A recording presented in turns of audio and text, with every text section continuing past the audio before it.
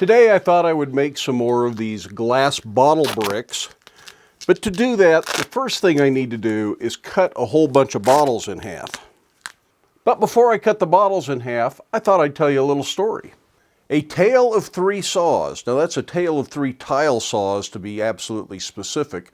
When I first started doing the bottle bricks, I was using an angle grinder with the diamond cutoff wheel in it, and it works pretty well, but it's a little bit hard to get things exactly straight, and it's real easy to chip the bottle. Just a little wobble in your hand while you're cutting or not holding the bottle perfectly square to the blade can cause little chips and breaks along the edge. So the cuts on the bottle aren't as nice as I would like. But it also seems possible that you might be able to actually shatter a bottle while you're cutting it with something like this if you jerked it or flinched or something like that. And broken glass flying around while I'm trying to work just really isn't what I want.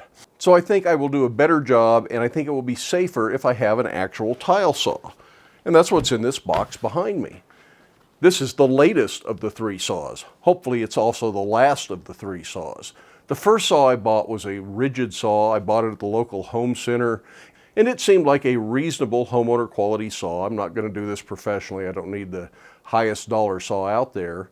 So we went to town, we shopped around, we picked this saw out, we brought it home, unboxed it, started to assemble it, and there was one little plastic fitting that was broken. The box was undamaged, the packing material was undamaged. This was broken while they were packing the saw, or broken at the factory and packed broken. But in any case, if it's that easy to break this thing, it's not the tool I want. Even though I don't need a professional quality saw, I still want something that's good and durable and isn't going to break after one project. So I took it back and I'm done with rigid tile saws. The rest of them might be okay, but there's no way to be sure. So I looked at the website for the other home center in town that had different selections, and they had an MK homeowner's quality saw, small tile saw, no stand, seemed like a pretty reasonable saw. And MK is a good brand for diamond tools, so I ordered that saw online, and they were going to ship it free to the home center because they didn't have it in stock. And about a week later, I got an email that says, "Sorry, no longer available, you'll have to buy something else." At this point, I'm a little bit frustrated with trying to buy a tile saw, so I went with my old standby, and that is I go to an industrial supplier. And in this case, that's McMaster-Carr. They are always reliable. I always get good service from them, always get good products from them. They don't sell junk. So what I end up with now is a considerably more expensive saw, probably a low-end professional saw. This is also from MK, but it's an upgrade from the one that I was going to buy. And yes, it was considerably more money, but I'm pretty sure this one's going to do the job, and I'm not going to have to send it back. But I haven't looked at it yet. It's still in this box. So stick around, we'll open this up, and we'll see what we ended up with this time. Oh, by the way, one of the reasons I go to McMaster-Carr is because it was yesterday that I got the email that said the other saw was no longer available, and I ordered this yesterday afternoon. It arrived before noon today. So that's what, about 16 hours from the time I ordered it till the time it arrived. And I don't have to pay any extra shipping for that kind of service.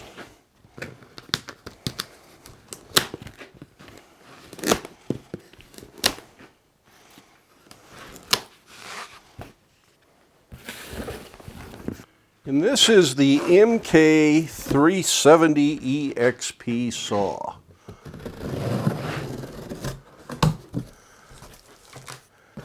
And it's nicely packed up in this box here.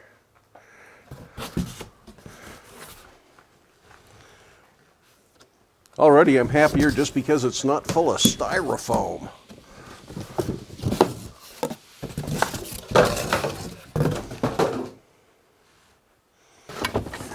And here is what really makes this thing work. It's essentially an angle grinder turned sideways on here. But I don't have any problem with that. I think that's a pretty good solution to making a good tool. It also means it's probably easy to replace if it ever has a problem.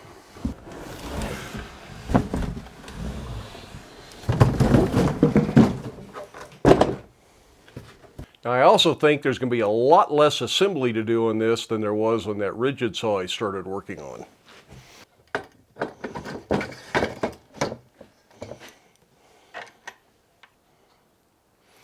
It pretty much looks like all the assembly. Although there's probably something important in this little box here as well.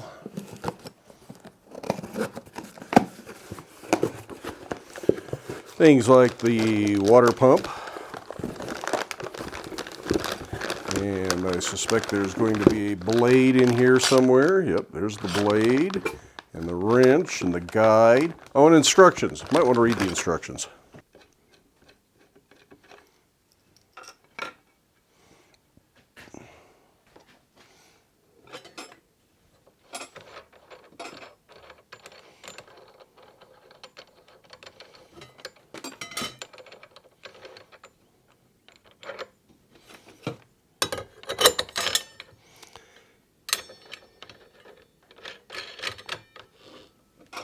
It's like a lot of tools. There's 2 wrenches, kind of like changing the bit on a router. One goes on the shaft and one goes on the nut. That's all there is to installing the blade.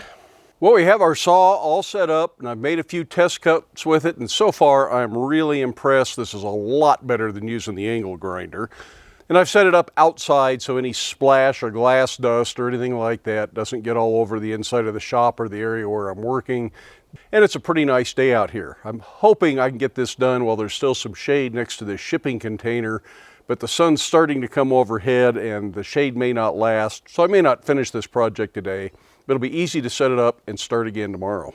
Now remember, we're working with glass here. Glass can shatter, there's going to be some dust, although the water on this takes most of the dust and puts it down here in the tub, so it's not out in the air where you're going to breathe it. But in any case, you should wear a dust mask. I use one by RZmask. This is one I've just discovered recently, and it's a pretty nice dust mask. They claim it will filter 99.5% of dust, and it's really more comfortable than the other masks out there. I'll put a link down there in the video description, but no, I'm not being sponsored by RZ or from MK Diamond products. I'll also wear a full face shield just to protect my eyes and my face in case something breaks, a pair of gloves, and a long sleeve jacket just to keep any glass dust off the clothes I'm wearing. That way I don't have to worry about contaminating stuff in the house when I go in later. I have bunches of bottles that my friends who drink more than I do have donated to me.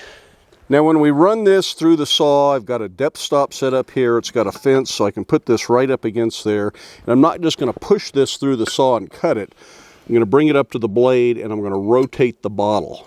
And I'm rotating this bottle up where it touches the blade. The blade rotates this direction, and if you are turning that direction, there's a chance it'll try and grab the bottle and spin it.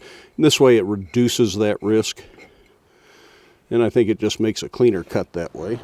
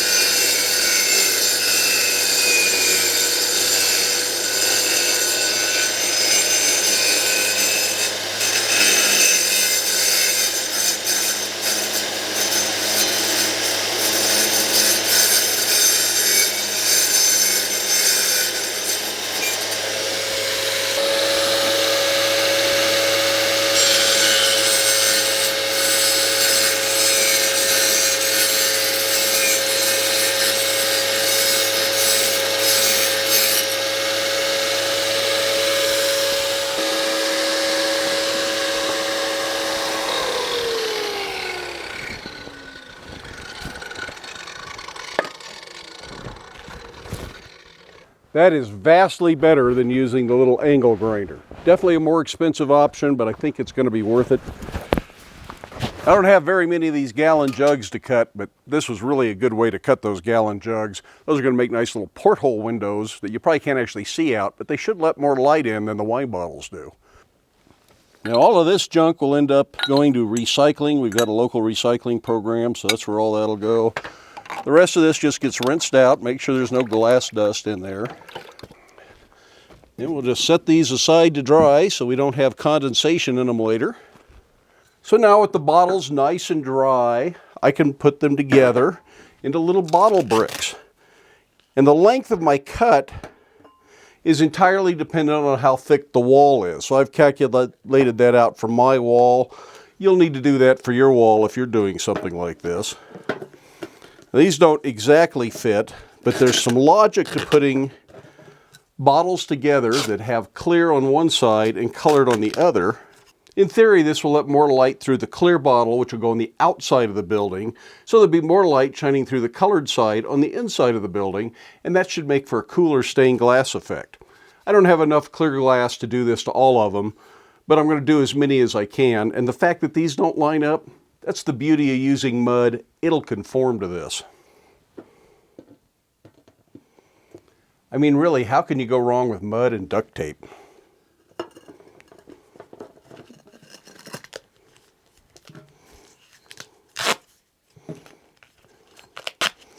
I try to make at least 2 full wraps around the bottle to make sure it's going to stay together till the mud dries and keep any moisture out. So that's just a brief look at making bottle bricks to use in my bottle and can wall here in the back of the blacksmith shop. If you're interested in this kind of building, check out the Earthship people. I'll link to a video right up here of theirs talking about building bottle bricks. As a matter of fact, most of the method I'm using came from their advice on that video. So it may look a lot like this one, but I've shown you a little bit more with the putting the saw together. And I'm going to be glad I bought that saw. It was kind of pricey. It was about $500 with shipping, which is a lot more than I really planned to spend. But you get what you pay for, and after my first experience with that cheaper saw, I think I'll be glad I spent the money. Now somebody right now is thinking, well, why didn't you just rent one? I could do that. It's about a 45-minute trip into town to pick one up from the rental place and 45 minutes back, and then I've got to use it and get it back by the end of the day. They probably close at 5 on most days, so that's another hour and a half in the evening that I've got to spend taking the saw back, which means I have to do a whole lot of glass cutting in one big session. And while that's not a bad idea, if I don't get it all done, then I got to worry about going in and renting it all over again. This way I just have it. If I don't have enough bottles to get it done, or if I don't cut enough bottles today, no big deal. Besides that, I'm going to run out of duct tape, and I'm not going to get all these bottle bricks put together today anyways. Maybe if I call Red Green, he'll send me a case. Anyway, I hope you found that video interesting. Give it a thumbs up if you did. If you haven't done so already, I'd love it if you hit that subscribe button. Feel free to stick around, watch a few of the other videos, but then get out and do something interesting and creative with your life. But have fun doing it, and we will see you for the next one.